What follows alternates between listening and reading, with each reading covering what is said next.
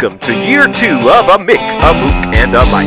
Hosted by 4-time Emmy-nominated producer Frank Pace. And retired New York City firefighter, 9/11 first responder, and Vietnam vet, Billy O'Connor.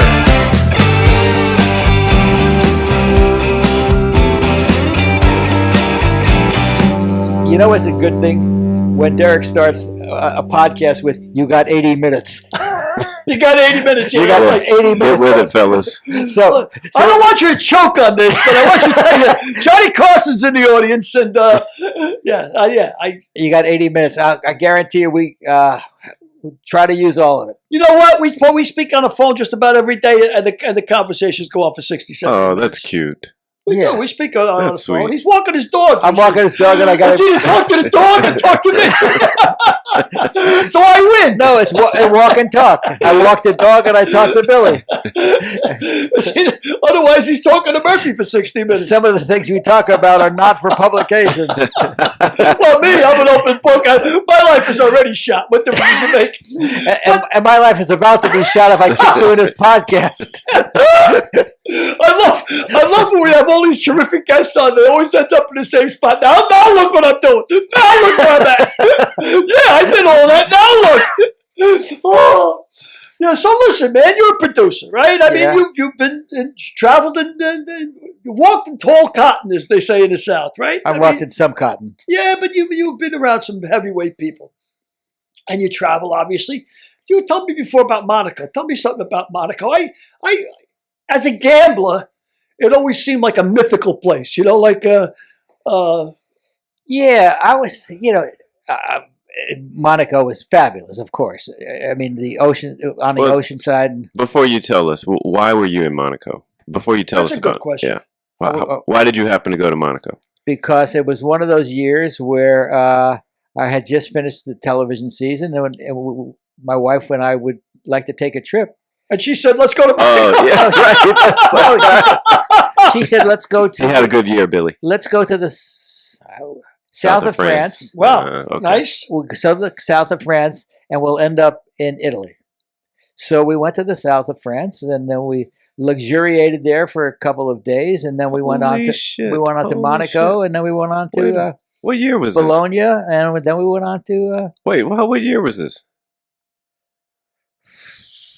I don't know, maybe 89, 90. 90, so 30 years ago. So where were you in the south of France? You were like walking on the beach with your shirt off. And, Banana hammock. yeah. Like Have you ever worn a Speedo, Billy? Me? I would stuff a pair of socks underneath there. Maybe. I bet you Derek has. I have. I could see Derek in a Frank, Speedo. let me tell you, with these tits, I would rock a banana hammock now. I would rock it. Yeah, so We you saw a few tits on the beach in south of France. South of France. And where were you? Saint-Tropez? Or Yeah, was it Saint-Tropez? yeah. I don't even remember anymore. The only idea I have of Monaco at all is from the movie Hitchcock's movie To Catch a Thief. It was Disneyland. It was Disneyland. Yeah, huh? It really For the rich. It reminded me of Disneyland for the rich without the stores when you make the exits from the Right. casino Through the gift shops. through the gift shop. Yeah. It was through the gift. But the one thing I remember, it was about 1990, I guess, and I remember that every place was on. There was TV monitors everywhere, so wherever you went in the city, you were being monitored. Because of the high stakes. Yeah, so not a good place for a shoplifter. it's like 1 in 3 people are millionaires there. Yeah. 1 in 3. Yeah.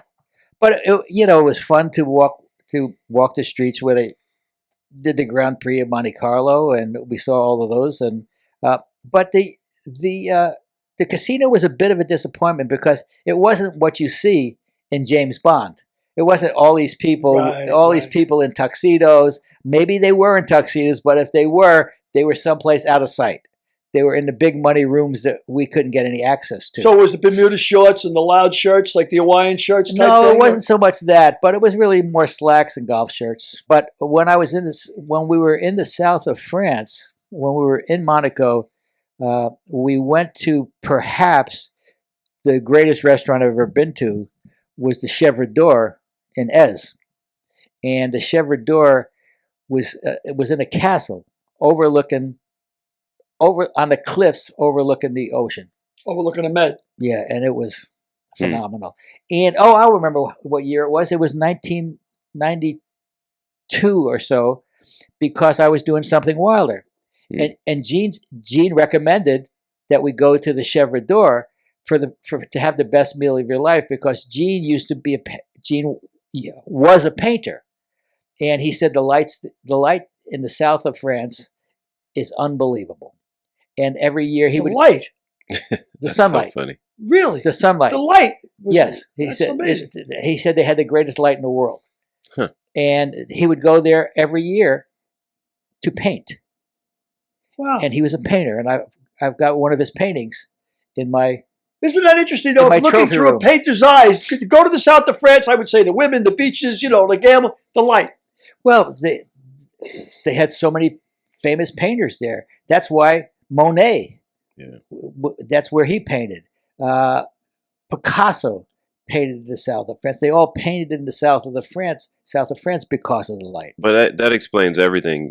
Billy's motivation. What was your first motivation? His first motivation, and only motivation, is to get laid. Yes. I think that was number I one. understand the women in the south of France, the booze, the women, the beach. Frank, I never would have thought of the light. That's so Not shocking. the light, yeah. And, you talk about modern art and stuff like that. He could have painted. Picasso could have painted in the closet for when I don't get Picasso. I mean, obviously, again, he can paint. Who gets it? But you know what? Tell me about the Med itself. I've never been on the beaches of the Med. They're rocky, right? They're not like Florida's beaches or anything, right? They're more like California beaches. So they're not really great beaches. The water's nice, but it's not. No, California's got some nice beaches. The water's nice. I didn't think there was anything stand out about the beaches, but they were. When you went to Italy, it wasn't the beaches; it was what's inhabiting the beaches. When you were in Italy, you went to you say Palermo? Was that where you went? No, we went to Venice. And we went to Bologna. You went to Rome, of course. We went to Rome. I've traveled maybe 7-8 countries in Europe, but I've traveled extensively other places. I've been in the Pacific, obviously, and South America. You've been to all the other places that I haven't been. Yeah, I've traveled a lot. I mean, and hungry for it. Ever since I was a kid, I've always hungry for travel. The one thing I think is bad about traveling is every place you haven't been, you want to go, and every place you've been, you want to see again. It's a never-ending cycle, Yeah, I'm to the point where I don't really want to go any place I haven't been before. Really? And I don't want to go any place where I haven't friends. Because if I can only make certain trips, if I only make 3 or 4 trips a year, you want to see your friends. I want to see my friends. Because, you might not see them again. 72 years old in February. Yeah. So I've got so many really close friends that have already passed. So many. Yeah, I mean, I can count. I can't even count them on 2 hands. Well, I still want to see a lot of places. I mean, places that I haven't been that I want to see. I mean, I've never been to France. I want to see France. But I kind of like the music. I kind of like the music. Yeah, you know what? When I went to Italy, and I went to Italy on an aberration. I was on my way to the Adriatic Sea with a bunch of firemen. I was supposed to meet 7 firemen, and we were going to rent a sailboat, and we did, and sail the Adriatic. Right. And I went to make the trip, the booking for the trip, and it turned out it was like a 19-hour plane ride from New York, and I had to go through Britain, through the airport in what the hell's the name of it? Heathrow, and it's a nightmare. Heathrow's a nightmare. I was there twice before, and it's a nightmare. And I said, well, I don't want to go through here and spend overnight waiting for the trip the next morning. And my girlfriend suggested to me, she says, listen, why don't you just fly to Rome, from New York to Rome? It's only 6 hours. She goes, and I bet you can get a jumper from Rome to the Adriatic, to Croatia. That's where I was going to land in Croatia. It was $110 from Rome to Croatia, right? So now I'm going to Rome, and my girlfriend says, maybe she just wanted to get rid of me. She says, why don't you spend an extra week and see Italy, or an extra 2 weeks? You're going over there anyway. I said, great idea. So I did that. And we only got to see, Rome, of course, to me was... phenomenal. As a history nut. Yeah, to come out of the subway and look up and see the Colosseum is mind-boggling. I went to Florence, Rome, and what is it? Between the two of them, there's that whole area there. Oh, what the hell is it? Anyway, it'll come to me. But I think you can see Florence. This is me. I'm not a real art guy, but I wanted to see the museums, of course. And I think you can see Florence in a day, 2 days. You can't see Rome in a lifetime. In a lifetime. I mean, it makes, you could spend your whole life and not get it. But I had the greatest meal of my life. Now, when you were talking about that great meal you had in France, Chèvre d'Or, was which means the golden goat. The golden goat. Was the prices commensurate with the meal? Was it expensive? Prices didn't make any difference, so it didn't make. Didn't resonate with you. Didn't resonate with it. Well, I was going from Rome to Florence, and I rented a car, and I was driving. I met my daughters over there. I had my daughters fly there and meet me in Italy, and we stopped at this. My girlfriend actually had done the research, and it was a B&B, and it said you don't have to stay there, but you absolutely must eat there. And it was a B&B, and it was a woman's home, and the B&B was shut down. The restaurant was open. So me, my daughter, my two daughters, me, and my oldest daughter's husband. So it was 4 of us. It was a little farmhouse. We stopped there, and little girl and the mother and father, and they asked us, what do we want to eat? They'll make it. And my daughter's a vegetarian, and they made a vegetable lasagna, right? And then they made us ossobuco, whatever the hell we had. But I got to tell you, it was the best meal I ever had in the restaurant in my life. Because all the food was fresh. Unbelievable. Even the all wine. the herbs. And yeah. And as an alcoholic, my daughters kept going, Dad, the wine is... I was like, looking at the wine, I was saying, 1 glass surely couldn't hurt, But, yeah, it was the best meal I ever had in my life in a restaurant. But if you had, of all the traveling you've done, tell me where was the most impressive point for you? Would you say Hawaii? Would you say Paris? Would you say... Well, the most impressive point for me was Moscow. Really? Well, it was because it was in 1988. And, we hadn't really seen Moscow before. We hadn't really... The West, not you. You mean West in West. general, yeah. Yeah, because they were in... Curtain was down. Curtain was down. So it was right at the beginning of Perestroika. And we went there in February, the last week of February 1988, with Rich Eustace and Michael Elias and Steve Papazian, and I think there was just 4 of us. And Mike Tyson. No, he didn't go to September when we went to Scout, and just the ornateness of the old stuff. Wow, was strikingly beautiful. Strikingly beautiful. The river. The red brick of the Kremlin, the gold leaf of St. Basil's. It was a striking vision that I'll never forget. The historical aspect of the architecture. Yeah. It could never be done today. Never be done today. Never be done today. Never. Wow. So would you, is Moscow on your hit parade for going back? Hell no. Because number one, I couldn't go back, and it would never be like it was in 1988. Right. Now it's westernized, so I'm sure there's, there wasn't even a McDonald's in there. There was nothing westernized. It was like taking a step back 100 years in time. Yeah. Well, I tell you, I was fortunate. I am fortunate that I've traveled a lot, but I did a trip to Hong Kong. My ex-girlfriend was going to lecture in Hong Kong, right? She was working for the University of Florida at the time, and she was supposed to lecture in Hong Kong, and they put us up in a 5-star hotel and everything. And she had to be in Hong Kong for a week. I said, well, I ain't going to Hong Kong for a week. That's bullshit. Let's go 6 weeks. We'll do China, Macau. I always wanted to see Macau because of the old movies, kind of exotic, and I know they had gambling again in Macau. I thought it'd be a cool place to see. And China. So I said, we'll do a week in Hong Kong. We'll do 2 weeks in China, and then we'll do 2 weeks in Macau. Well, Macau is an island. It's no bigger than Key West. Mhm. So, I mean, I got to Macau and I like 2 days there and I said, all right, we're out of here. There's nothing to see here. Let's get out of here and back to China. China blew me away. Absolutely blew me away.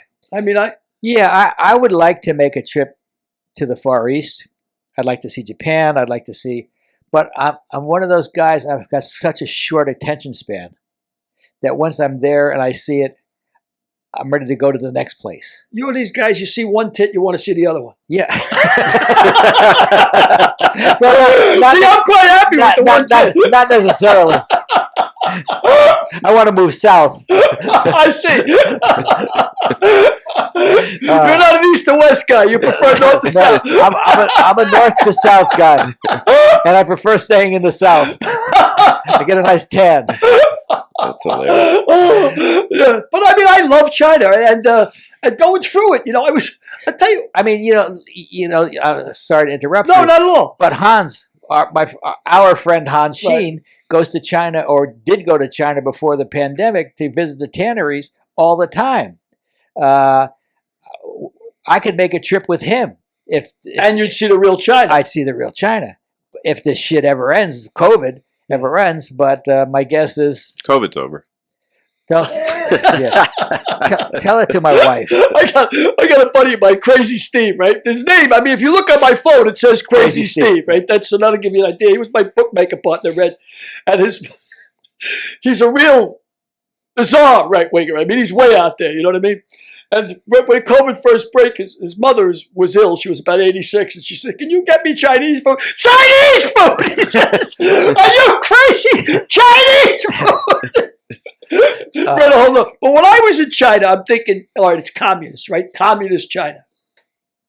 And I swear to God, the disparity between the poor and the rich in China is 5 times more pronounced than it is in the United States. And the United States is 5 times worse than it was 10 years ago. Yeah. Yeah. But I mean, it's really wild. That's it. I mean, So you wait. Fortunately, I'm more toward the. Yeah. I was going to say, you wait. Wait another 10 years. yeah, you're right. You're right. You're right. But I'm walking around and I see this is China. I'm in China. And what's really wild is you want to use a public restroom, and you say, "Where's the public restroom?" You want to go to the bathroom. You're walking around, you're sightseeing, and they all point to the McDonald's. McDonald's is their public restroom. And they're all over the place. Kentucky Fried Chicken. There's more Kentucky Fried Chickens in China than there is in New York. But I mean, the menus. I sat down with my girlfriend, who I'm in a restaurant, and I says, "Oh, let me pick up the menu here." I says, "Let's see. They got chicken claw feet." I says, all different kinds of crazy stuff like saliva of bird and Scorpion. And she says, "Stop fooling around. Read me the menu." No, I'm not fooling around. Read it for yourself. You read the menu. So I ate mostly Indian food Wow. because Indian restaurants are Indian restaurants. You get Indian food in New York, it's pretty much the same as the Indian restaurant in China. Well, Well, it is. It's the same thing. that's like saying the Mexican food you get in Mexico is like the Mexican food you're going to get in China. Well, I tell you what, the McDonald's you're going to get in China Well- is exactly the same as you're going to get in the South Bronx. Yep. Well, that's Exactly true. the same. That's true. Exactly. But I was astonished. Like, you see people lined up. I'm talking about a line for 40, 50 people for Rolexes in a Rolex store. Legit. BMWs. Drive past the BMW, packed. And then you see, you see Then you see slums. the real people. Yeah, then you see the real people. Exactly. But it blew me away. I thought China was remarkable. Went to the Great Wall, and it was really cool. The biggest tourist spot for the Great Wall of China is the Bada Bing. I swear to God, that's the name of the station, the Bada Bing. Every time I hear the Great Wall of China, I see a picture of Bob Hope, the ones in our book, That's right. leaning against the With the Great golf Wall club. with the golf club, wearing pony shoes. Because I was representing pony shoes at the time. He just happened to wear pony shoes. It just happened that he was in a pair of pony shoes, but I took credit for that with the pony people in New York. I said, "Wait till you see this picture of Bob Hope at the Great Wall of China with pony shoes." I think we got a raise. What for that? Ah. Nice, nice. What's the logo? Pony Shoes logo. What? Chevron. So just that's Yeah. No, I know what a chevron Yeah. is, but I'm wondering they just used it because it's a chevron. They don't have any other significance. Yeah, I believe so. I don't know. Okay. I don't know. You ever notice that the chevron when you see geese flying, that one Yeah. side is always longer than Yep. the other? Yep. You know why that is? Why is that? Because there's more birds on that side.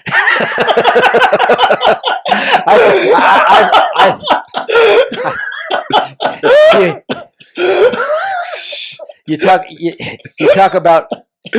about chevrons and birds. Do you ever see Gene the Dancing Machine on the Gong Show? Yeah. He was in pony shoes. Was it really? Get out of here. My assistant, my secretary at the time, she said, "I want a job. I want you to give me a job. So I said, "Okay, get Gene the Dancing Machine in pony shoes." I think that'll be a good promotion. She comes back in a week later. She says, "Watch the show next week." And I watched the show next week, and Gene was. And you were able to sign him for what, a warm 6-pack or what? Yeah. It didn't cost you too much to get him. He wasn't always in the shoes, but he was in it quite a bit. There he I is. get it. Hey, is there any truth to the thing that the guy who was doing that show was in the CIA or anything? Is that on the level? Oh, Chuck Barris? Yeah. I don't know. But he made a movie out of it. Yeah, they made a whole movie out of it. Actually, Clooney made the movie. It was That's what I'm Clooney's saying. movie. Is it on the level? I mean, what could he possibly be working for the CIA, or was it? It's possible. It's possible, but not probable. Yeah, It's possible, but not probable. yeah. I was wondering. Speaking of Clooney movies, I saw that Clooney movie that The Tender Bar. The Tender Bar. Oh yeah. Did you see Did it? you see No. it? I thought it was very good. I told Almost you I was. liked it. I fact, I recommended it to you. Yes, I know. It's your fault. You want that hour and a half back? No, I really thought that it didn't pay off. Yeah, I know. You told me that on the phone. And it could have paid off if he said he won a Pulitzer. He went on to become. You see him driving off And now I'm a writer. to become a writer. He says, yeah, now now I'm a writer. Yeah. But so he could have written Lamar's Gamble, for Christ's sakes. Yeah. He could have written Combustible, which very many millions of people or less are reading it than have read his work. He was a Pulitzer Prize winning writer for the LA Times. I had no idea that was a. Well, that's what I mean. It should have been the payoff. And he And Clooney, you think would dot his I with that? He would end it. With I mean, Andre Agassi chose him. He wrote Andre Agassi's biography, which was a #1 bestseller, and he's written so many more things than that. if you change your name to Andre Agassi, all books could become #1 sellers. Billy said he wants to. The next book we want to write, he wants to put Bill O'Reilly's name on the cover. I'll just put Billy O'Reilly. But Billy O'Reilly. Billy O'Reilly. Yeah, that's all you need is the name. It and don't matter if it's any By good. Billy O'Reilly and H.L. Mencken with the I and the E misspelled. Or by with this guy, what's his name? What was the name of the guy in the Tender Bar? H.R. Moringer or something H.R. like that. But I had no idea. Like you Right. said, he was a Pulitzer Prize winner. I thought, and I was really jealous. I said, look at this guy. This is the one story he wrote. It became a movie, and he hit the jackpot with it. Yeah, I thought it was a one. Far I be thought it. he was a one-offer. far be it. He had to establish a reputation as a writer before, and then he got his memoir published. You see, that gives. I was so happy with the movie because it gives everybody hope. You think to yourself, all right, all you got to do is you write the book, it becomes a bestseller, and you're overnight success. And You were happy with the movie because it was an adequate reflection of the bar business. yes, sorta. It was. Yeah. It was pretty good. You know, I mean, it wasn't bad. You know what? You know, a great tell is you go into a working man's bar, and a guy says, "What are you having to drink?" And the guy says, "I'm a ball and a beer guy." That tells you everything you want to know about the guy. I'm a ball and a beer guy. You know what I mean? Like they wear it like a badge of honor. You know, and that didn't really What a ball and a a beer? ball and a beer. That's a Highball? shot in a beer. That's a shot in a beer. Gotcha. A ball and a beer guy. What does Like, it tell you about the guy? It tells you the guy, like, first of all, it tells you the guy's a working guy. He comes home from work. He's got about 3 or 4 hours before he has his dinner and goes back to bed because he got to get up at 5 o'clock in the morning to go back to work. He wants to get drunk as fast as possible. 3 or 4 hours. Holy shit! Yeah, we That's a figure lot of the time. guy gets off of work at 5 o'clock. He reaches his local at 6 o'clock. His wife's got dinner on the table at 7. And after he has dinner, he can say hello to his kids and be in bed by 9:30. because he's Right. got to get up at 4 o'clock in the morning again. So they ain't got a lot of money, and a bowl and a beer is the fastest way to get the job done. Right. You know, so they'll have 6 or 7 shots and 6 or 7 beers. You Right. have 6 or 7 shots and 6 or 7 beers in an hour and a half. 6. 6 or 7 shots and 6 or 7 beers. Well, you chase it with the beer, right? You're a bowl and a beer guy, so they give you the beer for nothing. I understand the concept. I I know, can't it's just understand like- the quantity. Yeah, that's Oh insane. yeah, that's about right. That's about right. About 7 shots in about the course of an hour. You got 7 an hour. shots and how many beers? Well, you'll get 7 chases, so you'll get 7-ounce beers. You know, like they Okay, give you that for so- nothing, Yeah, so you got 7 shots. and 7 beers. But an hour and a half. 14. Holy sh! That's not even. I don't even think Wow. that's like a lot. That's like. Dude, that is like What did they? freaking What did they say in that hangover. movie? The guy ordered scotch straight up, Neat. neat, Yeah. and he said nobody orders scotch neat. Yeah, I don't know why he said that. I see a lot of guys drink scotch. Yeah, Most that's how I guys drink drink scotch on the rocks, but That's how I drink it. you scotch on the rocks. Yeah, that was No, my neat, drink. Johnny neat. Walker Black on the rocks. But I drink it, out of a fairly good glass, and put 4 or 5 shots You in drink it there. out of a quart jar. Drink it out of my shoes. The first couple, it didn't matter. The taker, Lord, my buddy, the taker, when we had the joint, we had 2 joints. When I had the joint in Queens was one thing, but I had the joint upstate. It was a restaurant, and he was like an old school bar owner. You know what I mean? And I was trying to run like a half-assed fancy restaurant. Half-assed because I'm half-assed about everything I do. And I'd see him. He'd be taking half a bottle of wine. He'd be pouring it into another bottle of wine. I said, "What are you doing? You can't. Those are 2 different guys." Sure, it's all the same, sure, because it's red. It's red. Once they've had a couple of glasses, they They're don't all know the the same, difference. He'd say, That's and true. he'd be doing that. But I mean, That's like all those places that you always serve the good wine first and the cheaper wine later on because they don't know the difference That's- after, well, after after a they've had a couple, couple you of don't. drinks. And I'll tell you a story about that. I was up in my joint. It was upstate. It was Hooks, JT Hooks was the name of the place. It was a steakhouse. And Hooks, my partner at the time, was running the Delmonico Hotel. And he had a lot of hooks. He got a lot of things done cheap because he knew it was like you. He knew a lot of people that were influential, and we got a lot of things done. So we said, with the hooks, I could do the fire department and put all kinds of hooks all over the place and blend it in with that. I said, but hooks doesn't sound like it's got any meat. So we said, well, JT Hooks. That sounds kind of exclusive. But the Jolly Tinker was JT and the hooks, right? So we called it JT Hooks, right? And I didn't even know where I was going with the story. Oh, yeah. So one night, after Thanksgiving, it's Thanksgiving Eve, which I told you was a big night in the bar. Right. So now it's 4 o'clock in the morning. I got maybe 3 shots in me of scotch throughout the night. But now everybody's down in the place. It's 4 o'clock in the morning. The place is a wreck. But the porter's coming in. And I'm with my friend Glenn. And I says, we're drinking. He's a fireman too, Glenn Seymour. And we nicknamed him. His name was Seymour, Glenn Seymour. So we called him Seymour Katz, right? To break his balls. Pretended he was Jewish. He wasn't. We used to call him Mr. Katz, We right? could call him Seymour Pussy. See more pussy. See less pussy. IP peculiar. Anyway, we're drinking scotch. He's drinking scotch. And now I'm starting to get my cups on. I says, look at those taps up there. I said, I got Guinness on tap.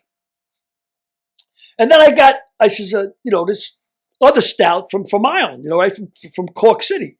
I said, I wonder if we could tell the difference between the 2 stouts, And he says, yeah, I think I could tell the difference. I said, you think you can tell the difference between Guinness and the other stout? He goes, yeah, I think I can.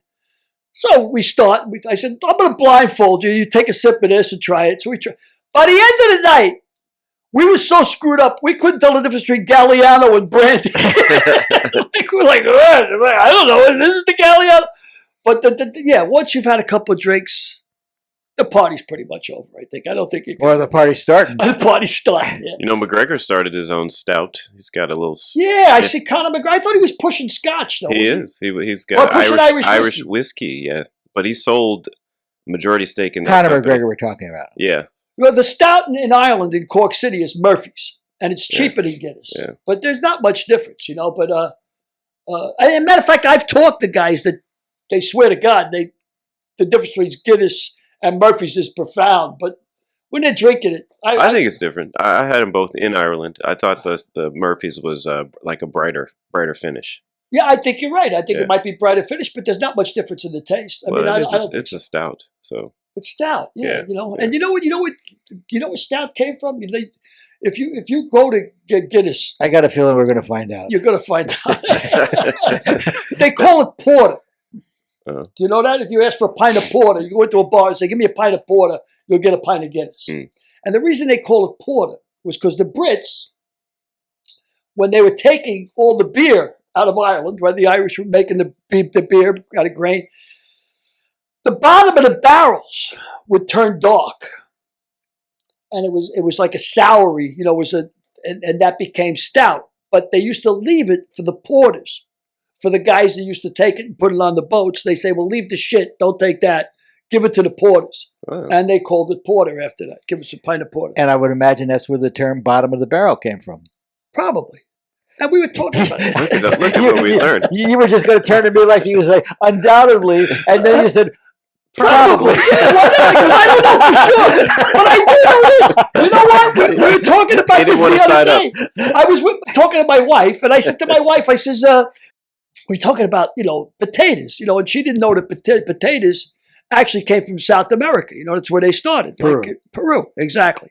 And, it saved the Irish and saved a great deal of people who were poor throughout Europe, the potato, because the potato has more potassium in them than any other vegetable you can eat. And it has less calories than an apple, potatoes. They're perfect food, and they're easy to grow. What about the butter, sour cream, and Exactly. Once you get the butter and the sour cream on it, and now it's a whole... and the bacon bits? Well, you cut them up and French fry them, Yeah. now it's a whole different ballgame. Yeah. Yeah. But if you eat the potato by itself, it's the perfect food. But the Brits, in their never-ending quest to kill the Irish, decided, you know what? These potatoes are saving these bastards' lives, and we're trying to get rid of them. Pretty much like what this country did to the Native American. They wanted to get rid of the Native American, so they killed their food. They killed all the buffalo, right? So they said, let's get rid of the Spuds. So Spud came from an organization. You've heard potatoes called Spuds. It's an anagram for Society for Prevention of an Unnourishable Diet. And it was the Brits that tried to ban potatoes from coming into Ireland because it was going to rescue the population. Wow. That's where Spud comes from. What is up with the Brits? The Brits, the fucking bastards. Bastards. The wasp bastards. If you're an American, you got to love Churchill. World War II, Churchill, saved the West. If you're Irish, he was the biggest prick that ever walked. I mean, he couldn't kill us fast enough. He sent over what they call the Black and Tans. And the Black and Tans, he wanted to solve the Irish problem, so he let all the criminals out of the prisons, all the murderers, all the rapists, gave them uniforms and sent them over to solve the Irish problem. Wow. Black and Tans, they were like the big terror in Ireland. So, And this was less than 100 years ago. less than 100 years ago, yeah. Unbelievable. But I was shocked to find out about the Spud. I said, look up the word Spud. I want to know where it came from. The Society for Prevention of Unnourishable Diet. I told you about P's and Q's, right? When people say, watch your P's and Q's. You know where that comes from, Derek? No, I don't. Watch your P's and Q's? In the Tell me, pubs, Billy. in the 1800s, they had a little blackboard behind the Black what? blackboard. Oh. A blackboard. It was a colorless board. They'd have a blackboard and they'd put on chalk whether you were drinking a pint or a quart, and they'd mark your pints and your quarts. And the deal is watch your P's and Q's so make sure the guy ain't screwing you. Pints and quarts. Yeah. Count your P's and Q's, yeah. Well, when I was in Germany, they used to give us a coaster, and they just used to, every time you drink a beer, out of those little 7-ounce mugs, Little summer pills, yeah. they would Mark it off. mark it off. Yeah. And then you get You 10 or 15 or so, and then you go home, pay your bill, and go home. 10 or 15 ain't bad. You were 10 or 15 was a You were good. doing fair. When I was in Germany, they had the snappers, we used to call them. I don't know what the GIs used to call them, snappers. They looked like champagne bottles, but it was beer. And of course, the beer was 15%, 14%. It was, heavy alcohol. And we used to pop them. We used to call them snappers. I don't know what they were really called. But you drink 3 of them, legless. I mean, legless. You know, like it's like drinking 3 bottles of wine in essence. You know, and but the beer was rich and good. And I don't get that. Why they had for years and years and years in this country, you weren't allowed to import any beer with more than 5% alcohol in it. Heineken was number 1, was 5%, right? And then I think Lowenbrau was like close to 5. But you weren't allowed to take anything into this country more than 5%. And I don't get that. You can drink whiskey that's 92%. Why would you limit the beer? You know, it doesn't make any sense. That's a good question. I wonder. I mean, you know, Sure, it had to do with productivity. Why? What do you mean productivity? Like people going to bars and just drinking 5 or 6 of those 15% beers. Oh yeah, You know what I mean? yeah, to be carrying you out. Yeah. That was And Ford has to have his workers. every. You know when I was talking before about the working guy who would come in and have an hour, you know, like to get banged up before dinner was ready, and in the old days in the bars, and I remember this well because my mother would be the first one on the phone. Can I speak to Tim O'Connor, please? You know, the bartender. He just left. He just left. That was the code word, meaning it's time for you to get your ass home because dinner's ready. You know, he just left. He just left, and that was always the word. He just left. So I was in a Tinker one night, and it was this big construction worker. He used to come in all the time. Brian Liston. Your big dad guy. didn't drink at the Tinker, did he? Huh? Yeah, He did. I did. He did. And I wasn't. You don't do that. You don't drink where your father drank. Right. That's That's what an I meant. unwritten rule, right? You know that yourself. You don't do that. And I drank across the street for years and years and years until my old man finally called it a day. But this guy, Brian Liston's sitting at the bar and he's drinking, and phone rings. And this guy was, I mean, big guy, powerful guy. And the phone rings. Brian Liston, no, Brian just left. He just left. Okay. 10 minutes later, the phone rings again. No, Brian just left. He just walked out the door, and Brian's sitting there drinking. And his wife was in the phone booth across the street. And she was a little bit of a thing. She weighed about 90 pounds. And she said, oh, he just left. She walks in the door. The bar is packed, right? 2, 3 deep. It's like 6 o'clock. Everybody's home from work, cashing checks. She walks in and she's got a dog's dish. And she takes the dog's dish and she throws it on the bar and knocks over his beer. And she goes, hey, the dog ate your dinner. Eat his. Right? And everybody goes, ha ha. And he turns around and I didn't see nothing, you know. But yeah, then he was. Well, you know, it's funny you say, and this just occurred to me. I never really thought of it before, but we never drank where your father drank. So my father drank at a place called Maxwell's. It was a German restaurant which was down the street, and the brass skeller would be downstairs. So I never drank at Maxwell's. The fact that I was 16 was another reason I was not drinking where my father was drinking, because he'd kill me if he saw me. Right. But we talked about Maxwell's. The bar across the street from school was called Franzel's. We used to drink at the Old Vienna. Wow. Or the Taconic Brauhaus. Those are the 4 places we drank. All Germans. First time it dawned on me. Was there a lot of Germans in the neighborhood? The school? Were they all Germans? No, Italian. Well, Italians, there were some Germans. I mean, the Kensico Dam was built by Italian immigrants, stonemasons, and German laborers. So that's how Germans. how the town of Valhalla became inhabited by so many Italians and Germans. Well, the Italians were building the Kensico stonemasons too, right? I mean, Yes. they built the walls, I'm sure, right? Yeah. They stone And walls. if you've ever seen the Kensico Reservoir, look it up. You know, Right, right. I'll show you. That's a great story too. You told me about the Kensico is a story that Jay Thomas and I were developing, Right. but nothing ever happened with it. But we'll find a picture of the Kensico And just put it Reservoir up. and we'll put it up for the. I just sure. read an article about beer. It's actually, that's the reason why. What I said. Really? Workers typically would have their meals in taverns, and they didn't want to be drunk on the job, so they preferred lighter beer. in Huh, the that's States. wild. Yeah, In the States. Yeah. Yeah. I'll give you a great illustration, real quick anecdote about the diversity of New York. Well, it doesn't have to be so quick because Yeah, well, the we- diversity of New York. we've got however many times minus 80 minus whatever we've done so far It's flying by, Frank. Who cares? to fill. Patty's Day, right? Patty's Day, I never missed a parade, right? Because this is a day, it's you're supposed to get walloped, right? You're Irish. And matter of fact, all the black guys and the Puerto Rican guys that worked with us, they all step up on Patty's Day and they'd work, you know. And of course, Frankie Chicklets was like the dark-skinned Irish guy. We're all Irish, and Frankie'd be marching with us with the big smile. And one day they put us on the cover of the Daily News, you know, our division, because we all had the green berets, our company. And somebody says, "Hey, anybody see Chicklets on the cover of the Daily News? He looked like a raisin in a vat of ice pudding."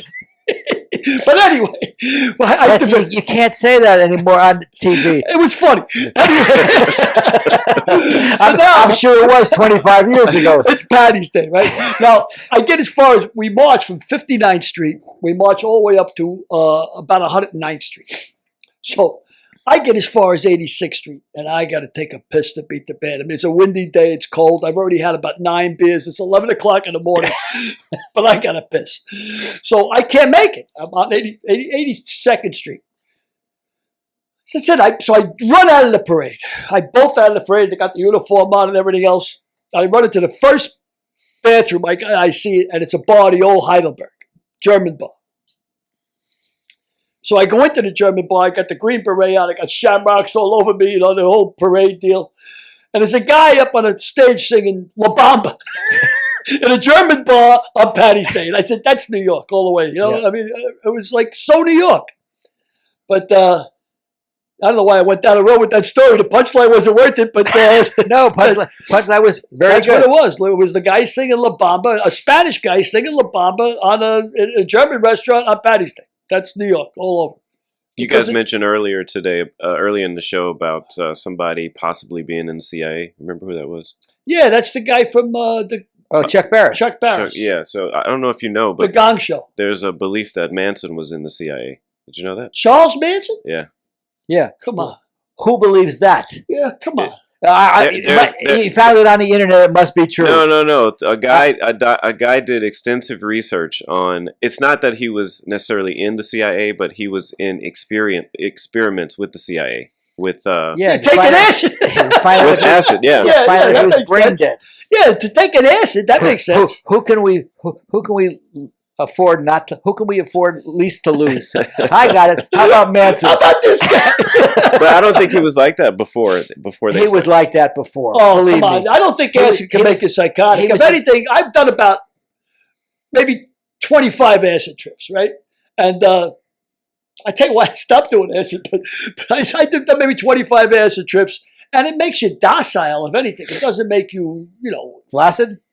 well, it doesn't make you flaccid either, although it's very difficult to screw on acid. It's sort of like trying to thread a needle without wetting the end of the thing. You know, it's like shooting pool with Well- rope. It's like shooting pool with rope. I'm guessing that you didn't go through many needles in your life. You were more like Holland tunnels. Yeah, I used to just try and hit the sides. I don't know if I'm going to enjoy myself here, but if I can So- just maybe I can hit the sides. so true. Yeah, but acid makes you docile, you know. It's like the first time I did acid, a guy slipped into my drink, and they must have did it about 25 or 35 times more. I kept going back to the same bar. But yeah, acid makes you really docile. I mean, it's like a whole new world. You like mushrooms, so have you ever gone in the woods and picked your own and dabbled? No. No, it's not No, your thing. because some of you, Some- if you miss the dabble, you could end up dead. Some guy with holes in his shoes and had a 3-day beard and come, hey, want some mushrooms? And you buy it on the street. This is another thing. A lot of That's these guys, crazy. I'm not putting COVID, any kind of inoculation in my arm. I don't know what's in it. These are the same guys that are on the street going, hey, psst, you got any of this? You got any of that? Those are not the same guys. It's- Come on. It's the I don't want to put a tracking device in my arm because then the government will know Yeah. where the hell to find me. Meanwhile, they're walking around with a cell phone in their pockets. Yeah, you know what? I got to tell you. I don't know 2 what. days ago. I don't know what. 2 Tell days me. ago. Tell me what. 2 days How ago. many? How many days ago? Two. 2 days ago. Okay. And this is God's honest truth. From my mouth to God's ears. Swear on your mother. On my mother and my father. I tell my wife a story about how they used to break my balls in high school because I got no ass, right? So everybody used to say to me, you got a bad case of the GAs, which is gone ass, right? Because my pants kept falling down. I make a great prison mate. If I went to prison, it'd be great because my pants are already down. I'd be a hipster, I'd be cool in prison because I can't keep my pants up. So I'm telling my wife this and laughing about it, just saying, yeah, my pants are always coming down because she gets a kick out of it. Anytime I go into a room, she goes, I get the plumber's view of you all the time. I said, there's a picture of me and the kids at Grand Canyon, There's always the slice. I swear to God, Frank, 2 days later on the internet, I'm getting all these ads on how to keep your pants up. They're listening to us. Yeah, but you may have Googled. I swear might to God, I No, did. they're listening. They're listening. I don't know who they is. I don't know if it's the corporations. I don't know if it's the government. But government. they are listening to us. I'm telling you. The There was government's commercials listening. popping up all over the place. I said, look at this shit. Suspenders and Suspenders. how to keep my pants up. I swear to God. And I didn't Google nothing. I'm telling you, they're listening. I don't know who they is, but they're listening. Could So you, be careful out there. could you imagine our viewers tuning in and seeing two of us and Derek talking about ass cracks, and you wonder why we're not building audience at a faster level. I got a beautiful ass, Frank. It's just got a crack in the middle of it. It's like it's sort of split. Let's see it. What camera you want me to put? Why don't you spackle that up and seal that crack? Oh.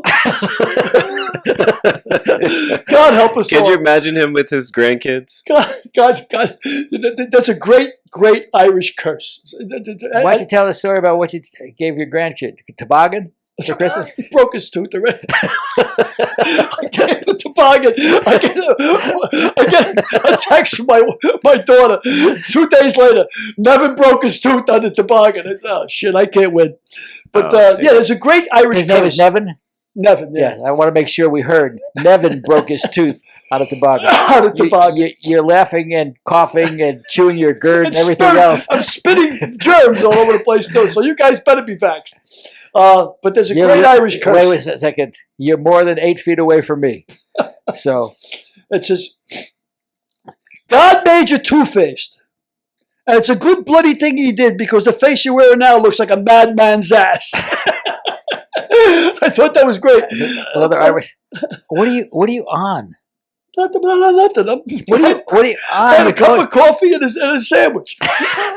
What'd you put in that sandwich? What? Holy Christ! That's all you need. That's it. Just let him go. You're going now. Having fun. And We got Irish whiskey in the house. I'll show you fun. And you're sober. Yeah. Imagine that. Man, there was the days, I swear to God, I could tell when I was out on a 2 or 3 day load, I'd come back and I'd be absolutely hoarse. I couldn't speak for 2 days. What is this? Thousands of Swedes are inserting microchips under their skin. Yes. Yeah, you see that? Guys say it's not happening. Look at that right there. I wonder if they got gone ass. Do you think they got gone ass? Gone ass. Yep. Say it's not Yeah, happening. somebody's So, listening. Billy, can you tell me about this helmet that's been sitting on the desk for like 80 episodes? How was that? That wasn't originally. That was a real. You wore that helmet, correct? That's my second helmet. Your second helmet. My first one there was nothing left but wire on the back. All of that was burnt out. How? What is that made out of?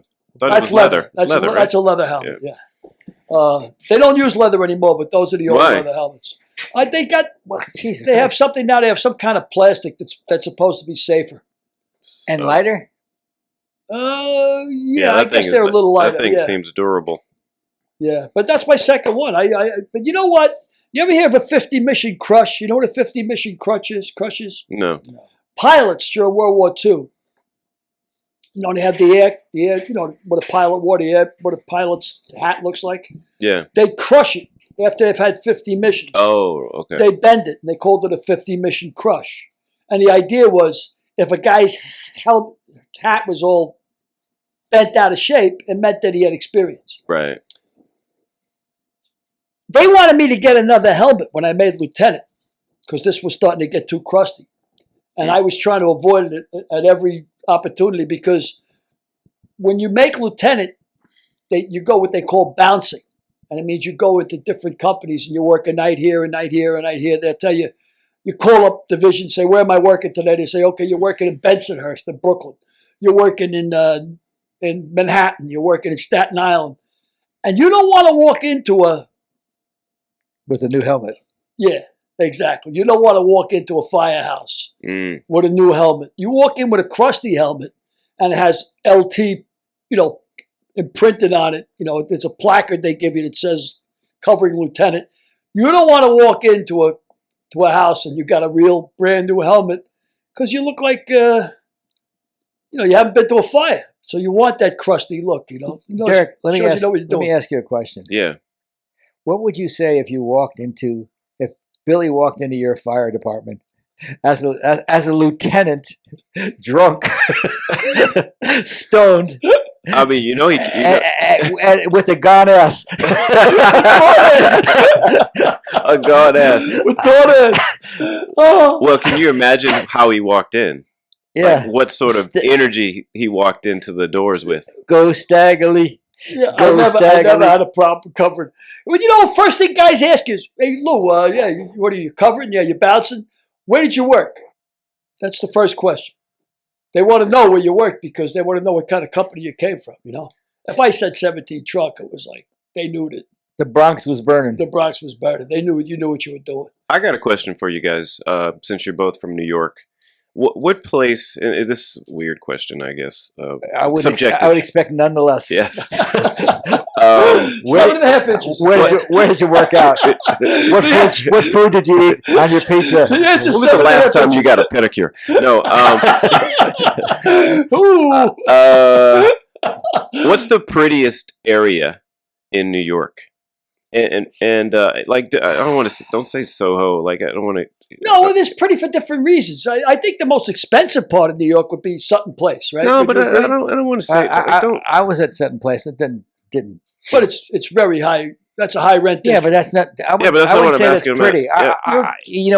When you said pretty, I go to, and I didn't realize it was pretty at the time, but the Kensico Reservoir. Some of those in Westchester is 20 minutes upstate. So But we call it upstate, right? yeah, but when you live in Buffalo, that's really upstate. 40 minutes from Yankee Stadium is not upstate. But we call it upstate. But we call it upstate. Okay.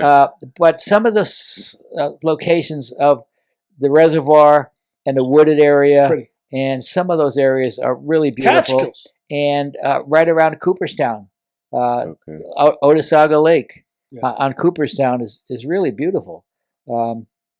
So when it depends on what you'd say by pretty. but when you say beautiful to me, I go to scenic beauty. Landscape. I don't go to Sutton Place. So City Island. City Island. Is very nice. It's pretty. It's Yep. scenic. Did you see that movie, City Island? Andy Garcia. Andy Garcia. Yeah, it was Yeah, I pretty think I good. saw Pretty good movie. My brother was living in City Island at the time, and I had never even heard of City Island. Really? Yeah, but I lived out there. I had an apartment out there for about 10 months when I first got divorced. It was right over a bar. Oddly enough. who could have guessed? Oddly enough. Oddly enough. Yeah, I saw City Island. But City Island's pretty. I mean, What about in New York City? I really don't think there are any places other than Central Park. Okay. Again, 'Cause you think again, you're thinking scenic. my definition of Yeah. beauty does not. but that's what we're include- talking about, right? Well, no, No, it's whatever strikes you is beautiful. Well, you know what? At night under the Brooklyn Bridge is pretty. Pretty. Yes, When it's you're scenic. looking at the skyline in New Yep. York behind it, Yep. that's pretty. Yep. But yeah, I mean, there are parts of New York where it's scenic. But I mean, And then let me ask you another question. Woody Allen, you think he captured any beauty of New York in the appropriate way? Because I'm I'll sure. let you take that one. his beauty. Yeah, that's He good. captured New York City as the beauty he saw in the city. But that's what I'm saying. So the way he saw it, did it connect with you at all in any of his movies? And I know he's a controversial character. I to think- endorse. Woody Allen made one great movie, and that was Annie Hall. Other than that, I think everything he's made has pretty much been. Broadway Danny Rose was pretty good. Yeah, wasn't bad. Yeah, Annie Hall I thought was a real masterpiece of capturing New York and him and the whole deal. I But thought it was again, it captured New York from from his eyes. perspective, Mhm. which was an upscale New Yorker. it didn't capture New York the way 95% of the people saw it, but it captured his point of view. Yeah, but that's aspirational for, I think, the general public. Might be. Yeah. I never aspired Well, not for you, to because be you're, to be like to you're, be. you're like in the elite. No, elite. no. That's bullshit. The Annie Hall model. I Hmm. I was never attracted to that lifestyle or those clothing Right. or those. That was all Woody Allen. What about Spike Lee's first movie, the one with Danny Aiello, with about the pizza shop? Yeah, I think that was more New York Oh, than what was that? that was more New York than Annie What Hall. was that called? You remember there was the racial Can't thing was believe the I whole don't thing remember. about the blacks in Brooklyn and Danny You Aiello mean in the pizza shop. Spike Lee made a controversial movie? Hard to believe. No, but it was Well, Derek's looking it up. yeah, good. It I was, can't believe I don't remember it. yeah, Brooklyn. It was a set in it Brooklyn captured the essence of of the black Italian relationship yeah, without a doubt. because Yeah, there was a lot of controversy. I mean, it's still going on. I mean, it still is. of course it was going on 25 years ago when he made Going on that movie, 100 30 years years ago. ago. It was and it was going on worse Yeah, 30 years ago, yeah. 60 years ago. Right, 90 so years he ago. captures New York to some extent. What do you think is the best movie? One of the really good movies about New York was The French Connection. I thought that was not really about New York per se, but about a New York cop and the way he was, and Gene Hackman was great in that. I thought I actually know the producer of that was Lou D'Antoni of The French Connection and Bullet. And Yeah, well, I told you my childhood buddy that was his uncle. But I thought Lot French of good it Connection did was you. real good in New a York. lot of good it did you. I lost the flip. That's Do what the happened. right thing. Do the right thing. Yeah, I thought that was pretty good. It was. Good movie. All right. What next? What's next? We talked about that helmet. We talked about gone ass syndrome. That's a good one. I've never heard that. We talked. You know what you got? You got gone ass. We talked about Monaco. We talked about Yeah, France. we talked about So, traveling. Billy, we're going to need a photo to put in post. of gone ass. Yeah. No problem. I'll give you. You can take 10 or 20 of them if you want. Just make sure we don't go to the other side of the moon. Then we got to go with GP, going prick syndrome. Did you guys watch Malcolm X? Yes. That was Denzel. Yeah. Yeah, Did I you thought watch he that? was good in that. I actually liked Malcolm X in Denzel? but not Denzel. You're talking about the yeah, Harlem thing. Yeah, Godfather of Harlem. Godfather of Harlem. Yeah, I really was impressed. that was a good. I was a good impressed shoot. by Malcolm X as Oh, he you was mean the- portrayed. in Oh, that- you mean the guy? Who played it? But yeah, played but him? no, his portrayal of Malcolm X. Right. I was impressed about the way he portrayed Malcolm X. Right. So I mean, I haven't seen that. yeah, it was really, really, really good. He was shot outside the Audubon Ballroom. Is that right? Inside the Audubon Ball. Inside the Audubon Ballroom. Yeah. Sad. Well, I think there's a lot of conspiracies back then. I think all of those assassinations of the 60s were connected To the government. somehow. Yeah, I for sure. I do Yeah. believe. Yeah. Isn't there a comic who does a whole routine about how come they can't find the guy who killed Tupac? He was shot like on the night of a big fight, like right outside the thing. I think it might be. Somebody they recently did a series on that, and they basically came to the conclusion that it was the LAPD. That shot him. Yeah, well, Yeah.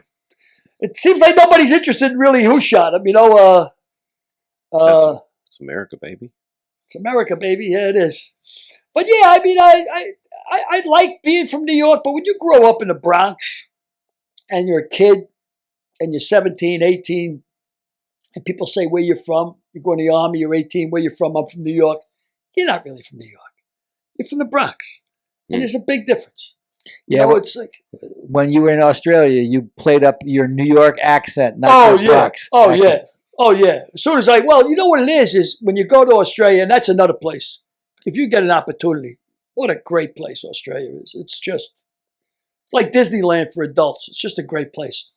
And, I walk into a bar and I didn't realize it, but Australia is so far away from everything. It's so isolated that when Australia goes on a trip, they don't go anywhere for 2 weeks. They go for like 2 months.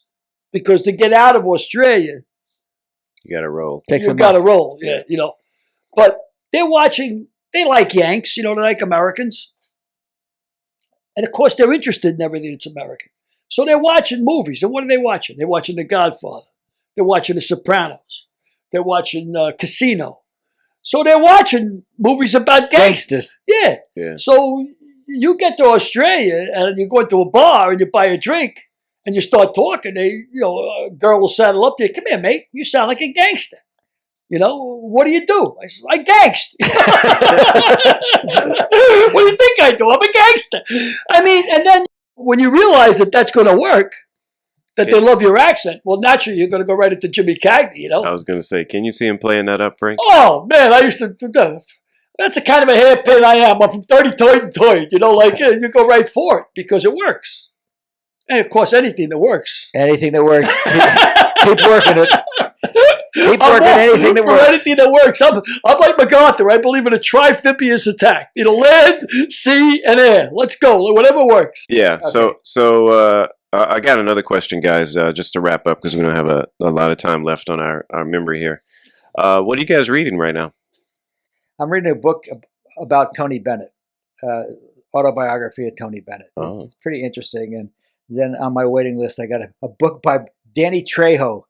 Really? Believe it or not. Wow. So that should be interesting. Those are my two lists. On what I'm reading. What? Question about Tony Bennett. What was most interesting, striking, shocking? Like one quick point.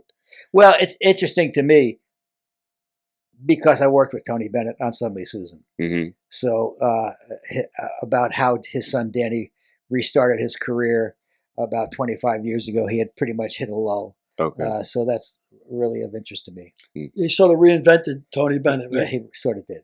And of course he offered Tony O his position as his road manager, but Tony O turned it down. Oh, this is good. Really? This is going to give Billy you a blueprint to revive Billy's career. Revive? Launch. How about launch? How about launch? That's good. Why would Tony O turn down Tony Bennett? Because he was with Frank Sinatra and Don Rickles. So he thought he'd be spreading himself too thin? Yeah. The way you feel about Rod. Yeah. And artists. Yeah. You feel like you spread yourself too thin. Yeah. Sinatra had called Tony Bennett the greatest saloon singer that ever lived. Mm-hmm. And what is it, Antonio Benedito? Antonio Benedito. And for years, I got Christmas cards from Antonio Benedito, Tony Bennett.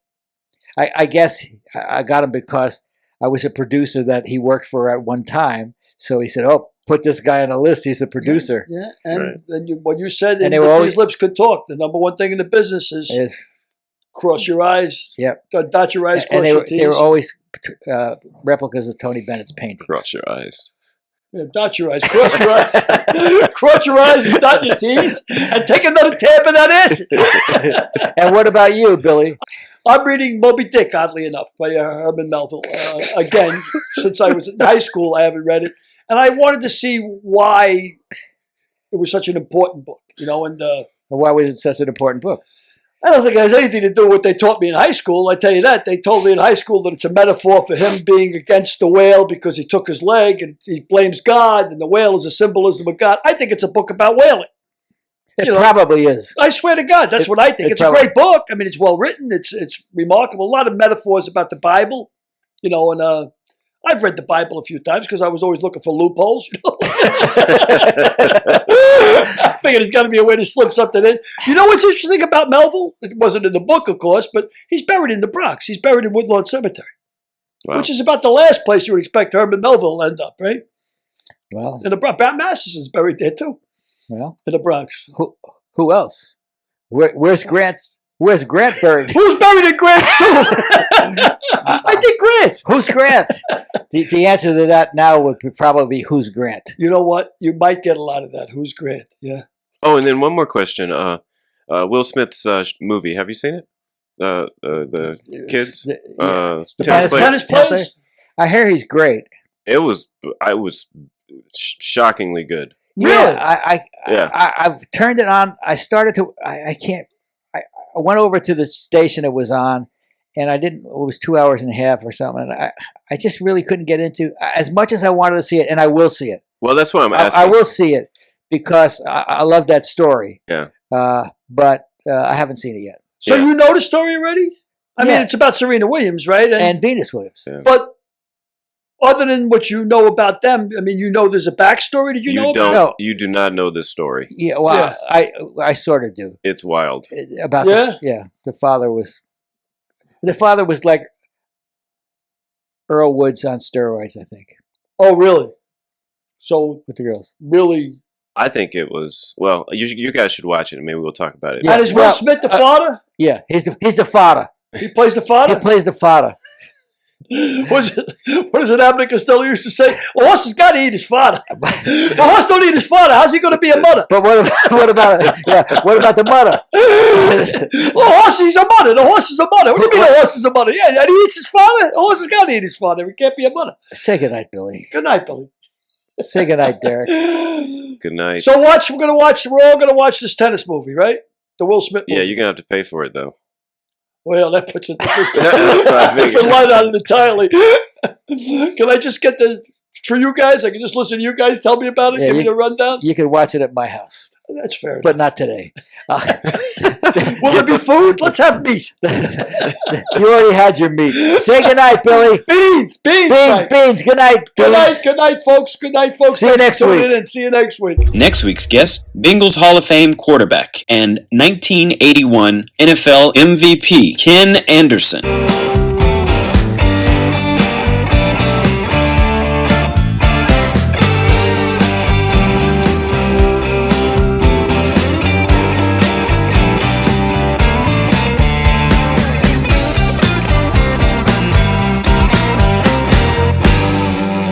We'll see you next week.